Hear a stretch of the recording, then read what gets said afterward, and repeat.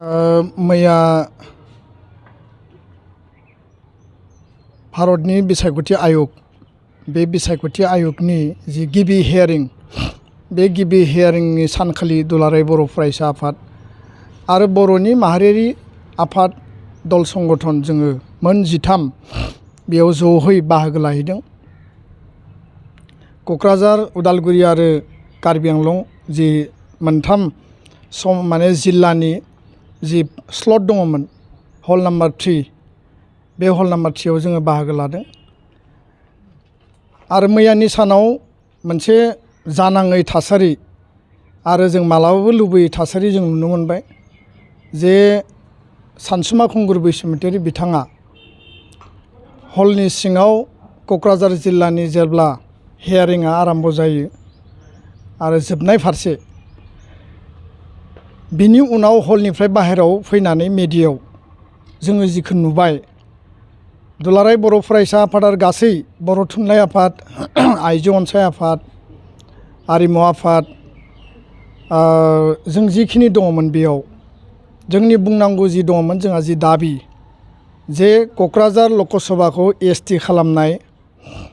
बे जोंनि दाबिमोन। उदालगुरि लकसभा समस्ति दानाय बिटिआरनि सिङाव बे एखे लाइनावनो 11-2 क'क्राझार लकसभाखौ एसटि बाहाल लाखिनायनि थाखाय धन्यबाद बावो। लोगोसेनो उदालगुरि लकसभा दानांगौनि थाखाय जों दाबि दैखाङो। जेसेबां जिखिनि जुक्ति होनांगौ जोङो जुक्तिखौ होदों। 2 नम्बराव जाहैबाय जे बिटिआरआव 14टा समस्ति जों बिदोंमोन 15टा समस्ति दानानै होबाय मोनसे एडिशनेल समस्ति क्रिएट खालामदों बावखुंग्रि बेखौ लानानै धन्यबाद होदों। किन्तु 15टा समस्तिनि मोन 10 आथिखालाव मोनद' समस्तिखौ एसटिनि थाखाय रिजार्भ खालामदों। एडिशनेलि 4 भेरगाव गबर्धना बावखुंग्रि आरो बिजनी बेखौ रिजार्भ खालामनांगौ होननानै जों दाबि लाखिदों। 10टा आरो सारा आसाम नाङै बर' आरो ट्राइबेल थानाय समस्तिफोरखौ मेजरिटि हिसाबै लाखिनानै पलिटिकेलि जोङो डिसाइडिं फेक्टर हिसाबै पलिटिकेल सेफगार्डखौ होनांगौ होननानै जों दाबि होदों। किन्तु सानसुमा खुंगुर बैसोमुतियारिया जों जेब्ला बाहेरायाव ओंखारबोयो जोबां समाव बे समाव आयगनि सिगाङाव अनुप चन्द्र पान्डेनि सिगाङाव बिथाङा जेला स्टेटमेन्टखौ होयो बे समाव कमप्लेन होदों जाहैबाय जे दुलाराय बर' फरायसा आफादा 10टा सिट रिजार्भेसन बिनायखौ आं अपोज खालामो। बे बाथ्राखौ बुंनायाव लोगो लोगो अनुप चन्द्र पान्डे इलेक्सन कमिशनार बिथाङा थोंजोङै बिथांखौ काउन्टार होनानै रिएक्सन होदों होननानै जोंनो खिन्थाफैदों जे मालायनि प्रप'जेलखौ लानानै नोंथाङा बेयाव उकालति खालामनाङा। नोंथाङा नोंथांनि दाबिखौ बुं, नोंथाङा नोंथांनि जिखिनि प्रप'जेल बा जिखिनि नोंथांमोननि एजेन्डा बा इस्यु दङ बेखौ बुं, ग्रिभेन्सेस दङ बुं। बे बाथ्राखौ बिथांजों काउन्टार होजादों। बायजोआव फैनानै बिथाङा बुंबाय जे एबसुनि आफादगिरि दिपेन बर'आ माने हलनि सिङाव थांनानै मोन 10ल' एसटि समस्ति दाबि होदों होननानै बिथाङा ब्लेम खालामदों। आं स्पस्तयै बिथांखौ फोरमायनो नागिरो जे दुलाराय बर' फरायसा आफादा थांनाय 9 जुलाइआव बरमानि कलेज अडिट'रियामाव जालांनाय मोन 13 आफादनि जेराव बर'नि माहारियारि आफाद आरो मोननै political party regional party UPPL आरो BPF दिनै रुलिं आरो अपोजिशनाव दङ। बर' हारिनि सार्थआव राजनैतिक भबिष्यतनि थामोनथा आरो रैखाथि जोंनि पलिटिकेल राइट्स एन्ड एसपिरेशननि थाखाय बिथांमोना बे मिटिङाव फैदों आरो बिथांमोना गावसोरनि बाथ्राखौ लाखिदों। बयनिफ्रायबो जोङो खोनासंदों आरो बेबायदिनो जोंनि एजेन्डाया तयार जादों जे उदालगुरिखौ लकसभा बिनांगौ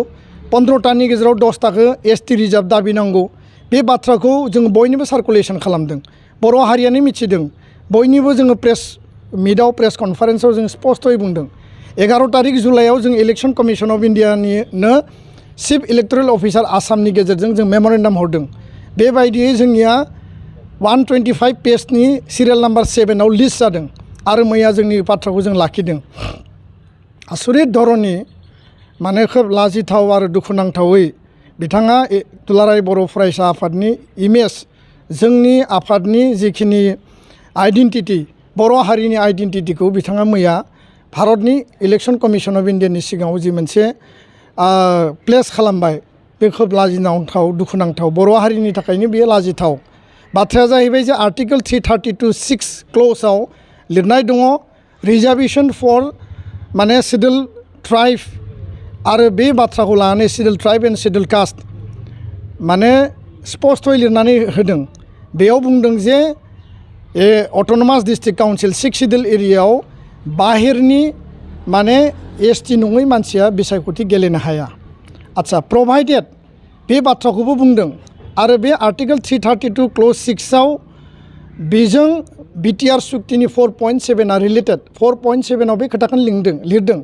जे जिखिनि रिप्रेजेन्टेसन दंमोन 2003 सननि 10 फेब्रुवारियाव बिटिसि सुक्ति जि जादोंमोन बे बिटिसि सुक्तियाव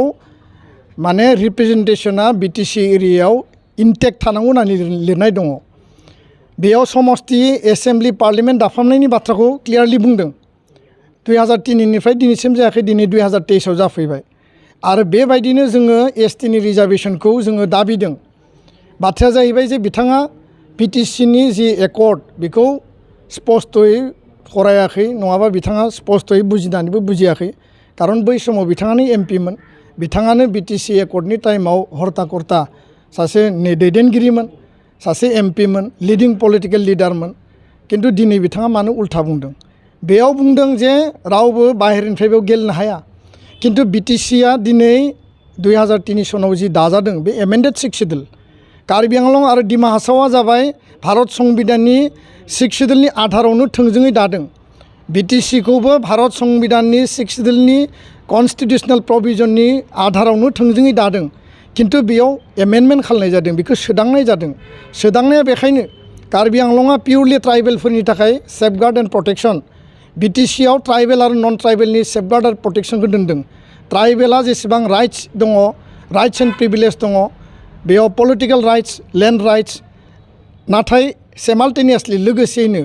बेयाव नन ट्राइबेलनि थाखायबो माखासे एरियायाव माखासे प्रभिजनाव लेन्ड राइट आरो पलिटिकेल राइटखौ होनानै दोनदों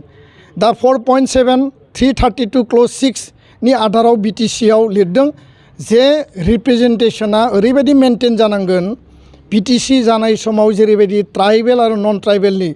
जि रिप्रेजेन्टेसन दंमोन जि बेयाव एसेम्ब्लि आरो पार्लियामेन्टआव जि दङमोन बियो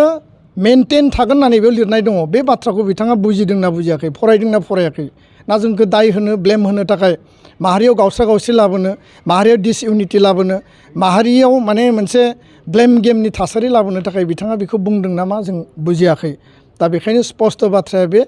जे बिटिसिआव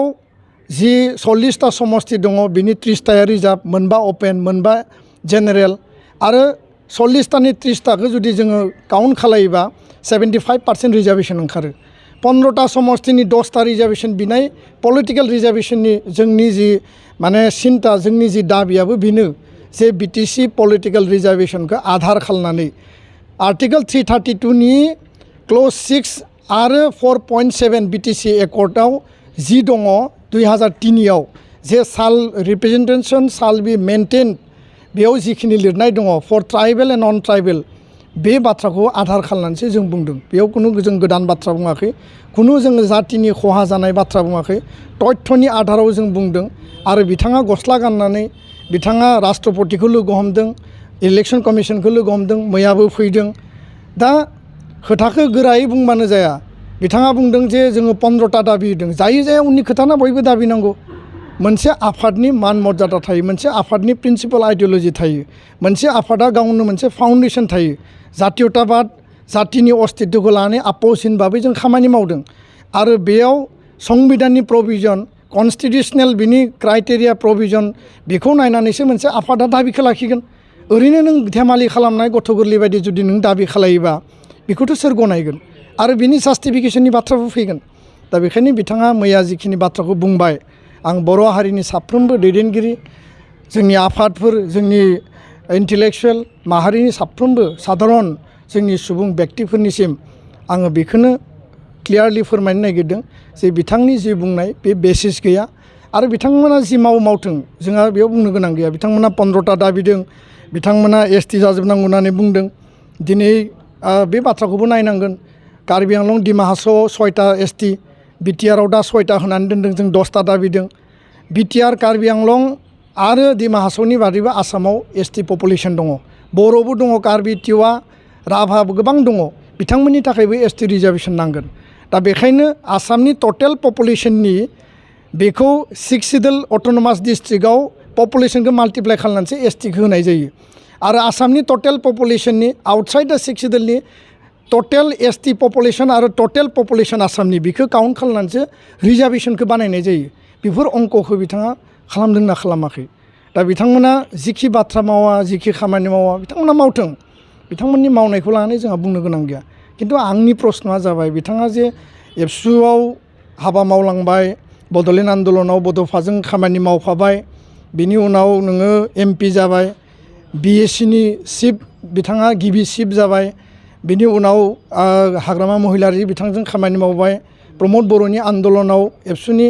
माने आलादा रायजोनि आन्दलनाव बाहागो लाफैबाय दिनै इन्डिपेन्डेन्टलि खामानि मावदों इसेबां गोलाव जाथियाव खामानि मावनाय पलिटिकेल ससियेल सासे दैदेनगिरिनियाव एसेबो जुदि कान्द गियान गैयाबा एसेबो जुदि खोथा बुंनायनि धं गैयाबा सोरनिबा प्लेटफर्माव थांनानै सोरबा आफादखौ जुदि ब्लेम खालायोबा बे बेसेबां जास्टिफाइड आरो बेखायनो जोङो दुखु मोनो जे एसे जोंनो सनमान बिथांनो होनो थाखाय बिथांनो मान मर्यादा होनो थाखाय एसे स्पेस बिथाङा दोनथों खारन